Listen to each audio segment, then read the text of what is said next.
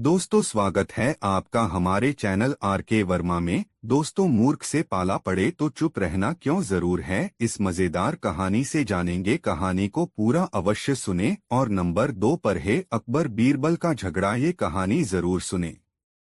एक दोस्तों, प्रकृति की समानता होने से बादशाह और बीरबल में उत्तरोत्तर प्रेम बढ़ता ही गया, जिस कारण बीरबल को गरीबों का हित करने के लिए अच्छा अवसर मिलता था। वह येनकेन प्रकारेण बादशाह को प्रेरित कर कुछ न कुछ नित्य गरीबों को दिला दिया करता था। एक दिन की ऐसी घटना घटी कि बादशाह के गुरु महाशय मक्का से चलकर दिल्ली आए। रास्ते में राह की जानकारी न रहने के कारण उन्हें बहुत भटकना पड़ा था। बादशाह ने अपने गुरु का भली भांति आदर सत्कार किया। जब वे प्रकार कुछ दिन रहकर तगड़े हो गए तो फिर मक्का शरीफ लौट जाने का विचार प्रकट किया। बादशाह ने बड़ी प्रसन्नता से उन्हें पर्याप्त वस्त्राभूषण तथा धन धान्यादि देकर विदा किया।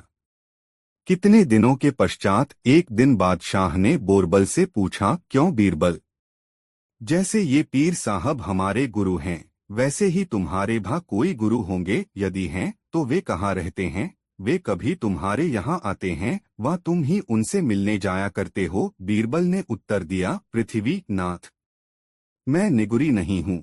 आपकी मेहरबानी से मेरे अनेकों गुरु हैं, परंतु उसमें भेद केवल इतना ही है कि वे सबके सब बाहर रहते हैं। इसी कारण न कभी यहाँ आते हैं, न हमको उनका दर्शन ही मिलता है।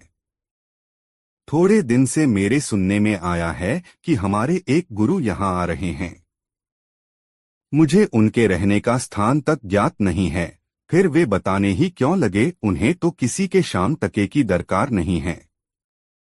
वैसे निष्प्रिय गुरु देखने में नहीं आते। यही कारण है कि इस दीन के द्वार पर कभी भी नहीं आने की कृपा करते। बादशाह को ऐसे गुरु से मिलने की इच्छा हुई और वे बीरबल से बोले, दीवान जी, जो तुम्हारे गुरु में इतनी विशेषता है तो मैं भी एक बार उनका दर्शन करना चाहता हूँ।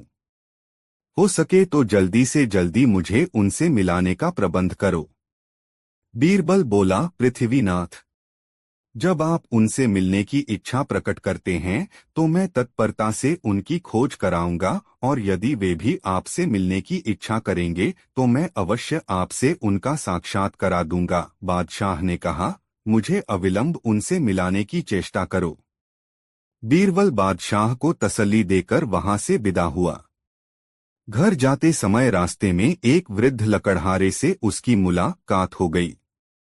वह बेचारा तमाम परेशानी उठाकर भी आज अपनी संपूर्ण लकड़ियों को नहीं बेच सका था। बीरबल ने उससे बची हुई लकड़ियों का मूल्य दरियाफ्त किया, फिर पैसा देने के मिस से उसका अपने घर लिवा ले गया। लकड़ों का मूल्य देकर बीरबल ने लकड़हारे से पूछा, क्यों जी लकड़हारे, तुम हमें कोई सभ्य पुरुष जान पड़ते हो? समय के फेर से इस समय लकड़ियां बेचकर अपनी गुजर करते हो। मेरा तुमसे एक जरूरी काम है। यदि तुम उसके करने पर उद्यत हो जाओ तो मैं तत्काल तुम्हें 25 रुपए दूं। काम हो जाने पर तुम्हारी गुजर माफिक काफी रुपए दूंगा। लकड़हारे ने मन में सोचा, यदि ना ही करूंगा तो यह दीवान है, जबरन बेगार में करावेगा। बेहतर है कि इसकी राजी करूं, तिस पर रुपए भी काफी देने को कहता है। मन में ऐसा ठहराकर वह बीरबल से बोला, मैं आपकी छोटी से छोटी आज्ञाएं पालन करने के लिए तत्पर हूँ। आपकी सभी आज्ञाएं मुझे स्वीकार होगी। बीरबल ने कहा, अच्छा, मैं तुम्हें कुछ कपड़े देता हूँ, इन्हें धारण कर हनुमान जी के मंदिर के पिछवाड़े वाली कोठरी में जा बैठो, हाथ में माला लेकर बराबर जपते रहो। किसी की तरफ आंख उठाकर भी न देखना। तुमसे मिलने के लिए बहुत से अमीर उमराव आवेंगे। मुमकिन है स्वयं बादशाह भी आवें, परंतु उनसे भी कदापि न बोलना। रुपयों के ढेर दें तब भी उधर नहीं देखना। देखो सावधान, मैं यहीं पर किसी जगह छिपकर तुम्हारी सारी बातें देखता रहूंगा। यदि मेरे कहने से जरा भी खिलाफ चलोगे तो तुम्हारी गर्दन मार दी जावेगी। बूढ़े लकड़हारे ने दृढ़ता पूर्वक उसकी आज्ञाओं का पालन करना स्वीकार किया। तब बीरबल ने उसके सारे बदन में खाक मलकर कोपीन वस्त्र पहनाया और हाथ में एक रुद्राक्ष की माला देकर मस्तक पर कृत्रिम जटा बांध दी। फिर उसे हनुमान जी के मंदिर में एक मृगचर्म पर बैठाकर आप बादशाह के पास पहुंचा। बादशाह का दरबार उमरावों से ठसाठस भरा हुआ था। बीरबल ने हाथ जोड़कर कहा, पृथ्वीनाथ, मेरे गुरुजी आए हुए हैं। आपके विषय में बातें करने पर उन्होंने आपसे मिलना स्वीकार किए है, परंतु मुझे साथ जाने की मुमानियत करते हैं।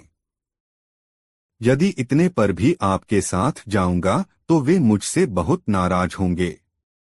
मुमकिन है कि चिढ़कर मुझे शाप भी दे दें। बादशाह ने पूछा, इस समय वे कहाँ ठहरे हुए हैं? बीरबल ने उत्तर दिया, हनुमान जी के मंदिर के बाद की कोठरी में। बादशाह अपने दरबारियों को साथ लेकर बीरबल के गुरु से मिलने गए। वहां पहुंचकर बड़े अदब से प्रणाम कर बाकायदे उनके सामने बैठ गए और फिर पूछा, भगवन, कृपा कर आप अपना नाम तथा ठिकाना इस दास से बतलाएं। मैं इस कृपा के लिए आपका चिर कृतज्ञ बना रहूंगा। स्वामी जी तो पक्के गुरु के चेले थे। उन्होंने उनकी बातों का कुछ भी उत्तर न देकर बराबर अपना माला घुमाते ही रहे।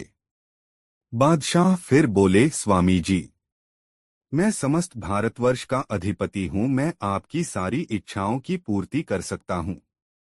यदि आपको किसी बात की चाहना हो तो मुझसे कहें। परंतु स्वामी जी फिर भी कुछ न बोले, बल्कि आंख उठाकर उनकी तरफ देखा भी नहीं। तब बादशाह ने 1,00,000 का तोड़ा उनके सामने रखवा दिया। उन्होंने सोचा कि शायद रुपयों के प्रलोभन में आकर स्वामी जी फेर में आ जाएंगे, परंतु वे न कुछ आशीर्वाद दिए और न रुपयों की तरफ देखा ही। दोस्तों, कहानी कैसी लग रही है कमेंट में जरूर बताएं। बादशाह को स्वामी जी को ऐसो निष्ठुरता सहन न हो सकी और वे झल्लाकर बोले, अरे ऐसे अज्ञानियों से माथापच्ची करना मूर्खता है। यह तो कोई अज्ञानो है जो मनुष्य होकर भी पशुवत व्यवहार करता है। बादशाह रुपयों की थैली उठवाकर बीरबल के घर भेजवा दिए। उनका कस्द था कि दिए दान को फिर वापस नहीं लेते थे।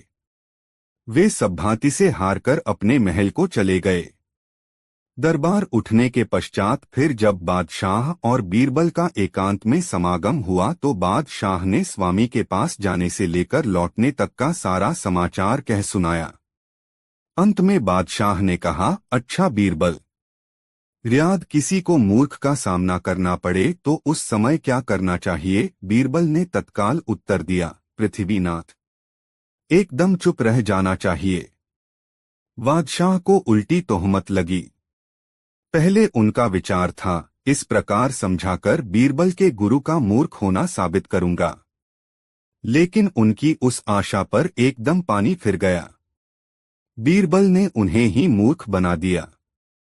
बादशाह ने कहा, सन्यासी को मैंने इतनी दौलत देकर बहुतेरा चाहा कि उससे कुछ वार्तालाप करूं, परंतु उसने धन का कुछ भी लालच नहीं किया, बल्कि उल्टे मुझको ही मूर्ख बना चुप रह गया।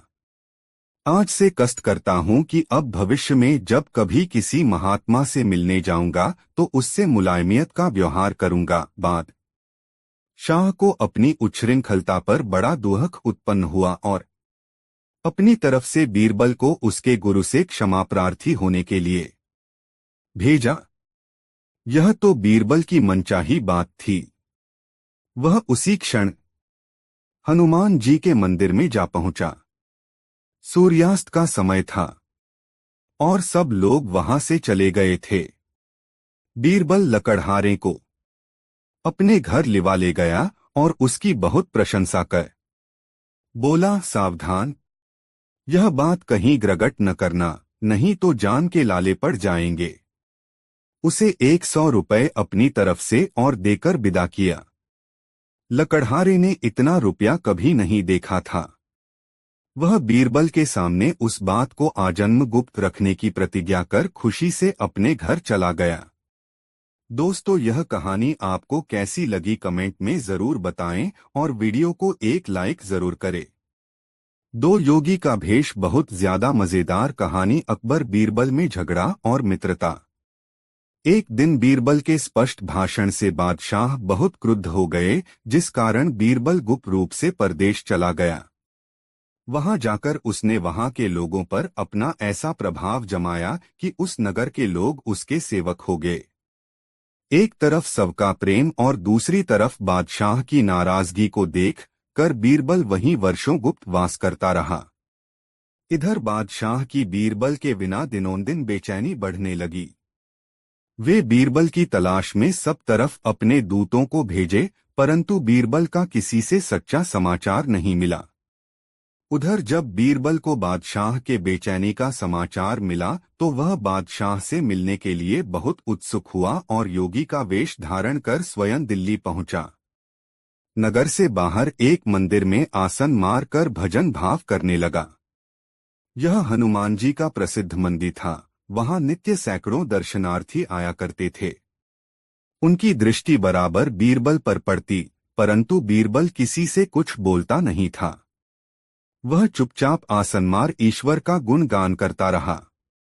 उसकी ईश्वर में ऐसी निष्ठा देख सबका ध्यान उस योगी के तरफ आकृष्ट हो गया और वे आते जाते बीरबल को दंड प्रणाम करने लगे। बीरबल तो नगर के बहुतेरे गण्यमानों के नाम से परिचित ही था, इसलिए प्रसंग चलने पर बड़ी सरलता से उनका नाम ले लेकर संबोधन करता। इससे लोगों पर उसके सिद्धताई था। दूसरे, वे बीरबल के रहते हिंदू धर्म के प्रतिकूल कोई काम भी नहीं कर सकते थे, जिस कारण वे भीतर भीतर बीरबल से बहुत द्वेष रखते थे। एक दिन मुसलमानों ने गुट बांध कर बादशाह का बीरबल से अविश्वास कराने का प्रण किया। वे झूठा झूठा फरेब रचकर दावा बीरबल अपने बुद्धि और विचार के दायर करने लगे, परंतु बल से उनकी किल्ली लगने नहीं देता था। ऐसा सोच समझकर न्याय करता कि मुसलमान लोग दांतों तले अंगुली दाबकर रह जाते। बादशाह को मुसलमानों की ऐसी अनीति बहुत खलती थी, परंतु फिर भी उनको छेड़ता नहीं था। एक दिन उसके मन में यह बात आई कि इन सब फसादों का एकमात्र कारण बीरबल का हिंदू होना ही है। यदि वह किसी प्रकार समझा बुझाकर मुसलमान बना लिया जावे तो फिर उससे मुसलमानों की बगावत मिट जावे। ऐसा निश्चय कर बादशाह ने बीरबल को मुसलमान बनाने की एक सरल युक्ति ढूंढ निकाली। वह जब महल में भोजन करने जाता तो बीरबल को भी भोजन करने के लिए आग्रह करता, परंतु बीरबल कोई न कोई युक्ति लड़ाकर उसे टाल देता था। इस प्रकार बादशाह को आग्रह करते और बीरबल को टालते कई महीने व्यतीत हो गए। न बीरबल उनके साथ भोजन करने जाता और न बादशाह की मंशावर आती। एक दिन बीरबल अपने कामों में दत्तचित्त होकर लगा हुआ था। इसी बीच बादशाह ने कहा, बीरबल कल दोपहर में यहीं भोजन करना। बीरबल ने सपर बिना विचार किए ही कामों की विशेषता के कारण हामी भर ली। वह उत्तर देने में चूक गया। बीरबल में इस बात की बड़ी विशेषता थी कि वह भरसक अपनी बातों को निभाने की कोशिश करता था। इस बात को बादशाह भी भली भांति जानते थे। बीरबल ने मेरा निमंत्रण स्वीकार कर लिया। इस बात को सोचकर बादशाह को बड़ी प्रसन्नता हुई।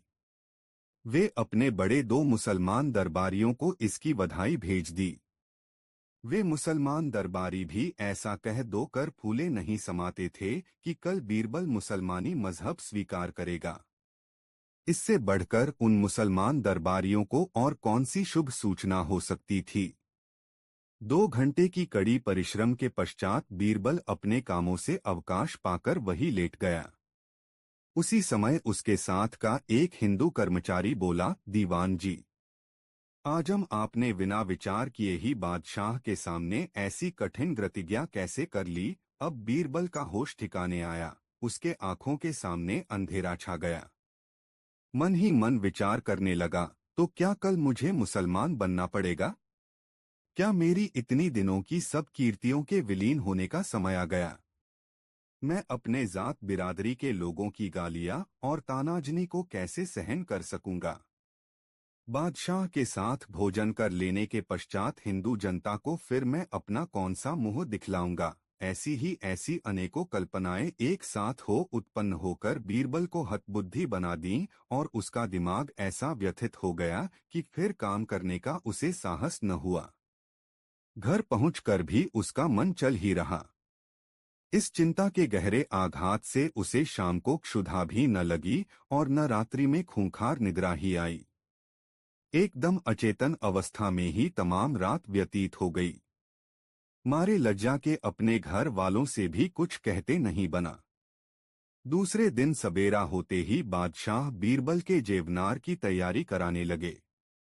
भिन्न 2 प्रकार के जेवनार तैयार कराए गए। इस खुशहाली में नगर के बहुतेरे अमीर उमराव मुसलमान आमंत्रित किए गए।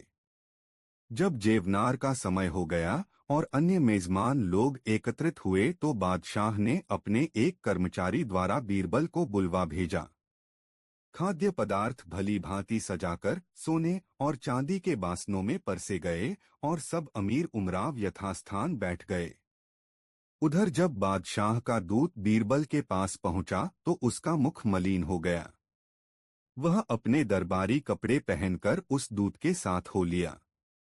रास्ते में वह बराबर अगल बगल के मार्ग की भूमि का संशोधन करता हुआ चलता था। दैवात उसके मन में एक युक्ति अचानक समा गई।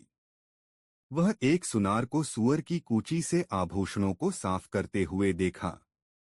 वह तुरंत सुनार के पास जा पहुंचा और आग्रह करके उससे सूअर के बाल की कूची मंगनी मांग ली। महल में पहुंचकर बीरबल ने देखा कि सब लोग यथास्थान बैठकर केवल उसकी ही प्रतीक्षा कर रहे हैं। बादशाह बड़े प्रसन्न दिखलाई पड़ते थे। आज उन्होंने बीरबल का और दिनों से अधिक सत्कार किया। बड़े 2 अमीर मुसलमानों ने भी उठ दो कर बीरबल का स्वागत किया। मारे खुशी के बादशाह ने बीरबल को अपनी बगल में बैठने का प्रबंध किया। जब यह सब हो चुका तो बीरबल विनम्रता पूर्वक बोला, पृथ्वीनाथ, मैं तो भोजन करने आया ही हूँ, परंतु आपसे थोड़ी आग्रह है। यदि मुझे अपने सांप्रदायिक नियम के अनुसार भोजन करने को अनुमति दी जावे तो प्रति उत्तम हो। बादशाह ने कहा, अच्छो बात है, तुम अपने संप्रदाय के नियमानुसार हो भोजन करो। बीरबल बोला, तो इन सब थालियां पर थोड़ा 2 पानी छिड़कना पड़ेगा। यदि मैं ऐसा करूं और कोई नाराज हो तब क्या करना होगा? आप पहले ही से इस पर विचार कर लीजिए। बादशाह बोले, तुम अपने संप्रदाय की रस्म पूरी करके भोजन करो, इसमें हम सबों को कोई आपत्ति न होगी। फिर बादशाह ने अपने अन्य मुसलमान मेजबानों की तरफ दृष्टि फेर कर देखा। सबों ने अपनी गर्दन हिलाकर बादशाह का फरमान स्वीकार किया।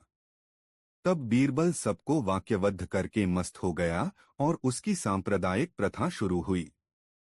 एक कटोरों में पानी भरकर उसी सूअर के वार की कूची को उसमें डुबा दोकर खाद्य पदार्थ से सुसज्जित थालियों पर छिड़कने लगा। सब थालियों पर छींटे डाल चुकने के पश्चात बीरबल ने बादशाह की थाली पर भी थोड़ा सा पानी छिड़क दिया।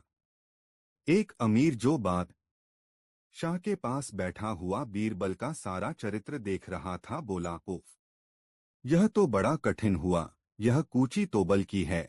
सब मेजमान भड़क गए और वे अपने आगे की थाली जस की तस यथास्थान छोड़कर आप अलग जा खड़े हुए। सब लोग बीरबल को झिड़कियां देने लगे, यहाँ तक कि क्रोध के अधिक भड़कने पर बोरबल को धक्के दिलवाकर वहां से बाहर निकलवा दिए। पर इससे अधिक करने की किसी में ताब नहीं थी। बादशाह तो पहले ही से वचन हार चुके थे, इसलिए वह भी कुछ न बोले बल्कि अपने मन को भीतर ही भीतर महसूस कर रह गए। बीरबल के आनंद की सोमा न रही। उसने शास्त्रों में पढ़ा था कि मनुष्य अपना प्राण देकर भी धर्म बचावे। बाहर बैठे हुए हिंदू दरबारी देवता पितर मना रहे थे। बीरबल को इतना शीघ्र लौटकर बाहर आते हुए देखकर उनको कुछ धैर्य हुआ। बीरबल गुप्त रूप से महल की सारी व्यवस्था सुनाकर अपने घर चला गया और स्नान ध्यान से निश्चिंत हो भोजन किया। बादशाह भड़के हुए मुसलमानों को समझा बुझाकर शांत किए और परसे पकवानों को तुरंत फेंकवा दिया। जब फिर दूसरा बनकर तैयार हुआ तो अपने मेजमानों को खिला कर आप भी खाना खाए। बस उसी दिन से बादशाह को शिक्षा मिल गई और फिर बीरबल को कभी भोजन का निमंत्रण नहीं दिए। दोस्तों, यह दो कहानी आपको कैसी लगी हमें कमेंट करके अवश्य बताएं और ऐसी नई नई मज़ेदार कहानी सुनने के लिए हमारे चैनल आर.के. वर्मा को सब्सक्राइब जरूर कर ले और यह वीडियो अपने मित्रों को अवश्य शेयर कर दे। वीडियो देखने के लिए धन्यवाद।